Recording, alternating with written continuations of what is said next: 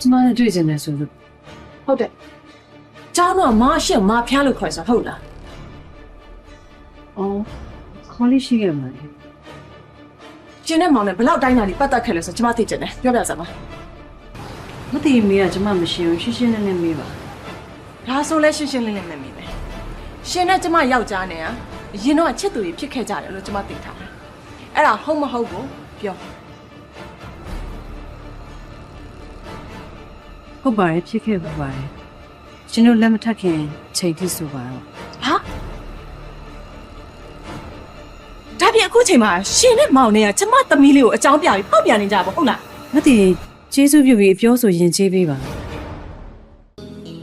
ရှင်လူကြီးလူကောင်းဆိုရင်ကျမကို personal မပြောပါနဲ့ idea ပဲပြောပါခုရှင်ဘာကိုသိချင်တာလဲ ဟာကိုယ့်အိမ်ပေါ်မှာပေါ်တင်ကြီးအလိန်ခံနေရတယ်သူကပြောဆိုရင်ကျေးနိုင်မှာမလား ဟာမဟုတ်ဘူးအခုချိန်မှာကျမနဲ့တော်ဝင်နဲ့ဘာမှမပတ်သက်ဘူးရိုးရိုးသားသားပဲ အဲ့ဒီစကားကိုကျမဘယ်လိုအကြောင်းပြချက်နဲ့ယုံရမလဲ